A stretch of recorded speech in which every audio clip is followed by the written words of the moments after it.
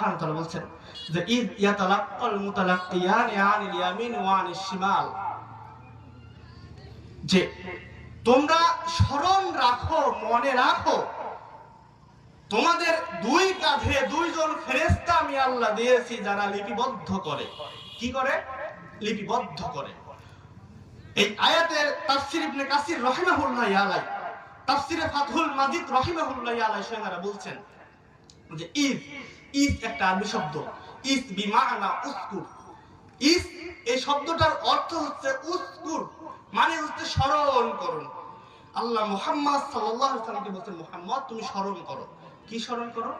ইয়াতালাক্কাল মুতালাক্কিয়ানি আনিল ইয়ামিন ওয়া আনিশ শিমাল, আমি আল্লাহ লিপিবদ্ধ করার জন্য এই ডান কাঁধে এই বাম কাঁধে মানুষের জন্য দুইজন ফেরেশতা রেখে দিয়েছি।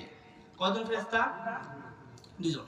তাফসীর কারকগণ বলছেন, তাফসীর ফাতুল মাজিদ রাহিমাহুল্লাহি আলাইহি সহ তাফসীর ইবনে কাসির রাহিমাহুল্লাহি আলাইহি বলছেন, এই যে কণ্ঠনালী দেখতে পাচ্ছেন, সবার কণ্ঠনালী আছে। এরকম করলে দেখবেন কণ্ঠনালীর দুই রগ ঘাড় বরাবর গেছে। ঘাড়, এই একটা ঘাড়, এই একটা ঘাড়ে আল্লাহ সুবহানাহু ওয়া তাআলা দুইজন ফেরেশতা রেখে দিয়েছেন। দুইজন ফেরেশতা আল্লাহ রেখে দিয়েছেন কণ্ঠনালী ঘাড়ের এই রগের উপর।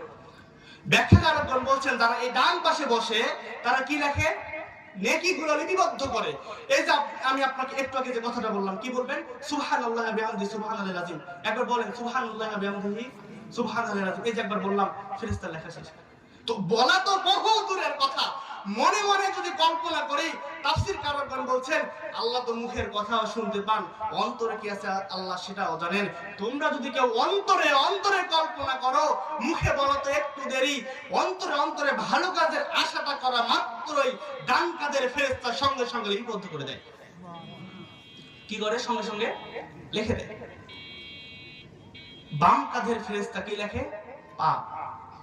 বাম কাঁধের ফেরেশতা লেখা হচ্ছে পাপ। মনে মনে কল্পনা করলেন যে গুনাহ একটা করব, ধরেন যে এই ধান জমি বাড়িতে বসে আছেন, ধান আবাদ করবেন, এখন বাড়ি থেকে ভাবছেন যে হয়তো আইল কাটি অনেকটা আগাইছে, একটু মুখনা আগে হইবে, এই কল্পনা করলেন। আস্তে আস্তে ভাবছেন যে না, ওই আগাইছে আমি আগাবো কেন, থাক আমি আমার জমিতেই আমার মতো করেই করি, আগাইলেন না। এই যে আগাতে যে চেয়েছেন, আল্লাহ শুনেছেন কিনা? আল্লাহ শুনেছেন। কিন্তু বাম কাঁধের ফেরেশতাকে বলা আছে তুমি পাপ লিখবা না। যখন আপনি কাজে বাস্তবায়ন করলেন তখন ফেরেশতা পাপ লিখবে। আবার আল্লাহর কাছে তওবা করছেন যে আল্লাহ আপনি আমাকে ক্ষমা করেন, মাফ করেন, এই যে পাপগুলো রয়েছে সব কি হবে? আল্লাহ মুছে দিবে।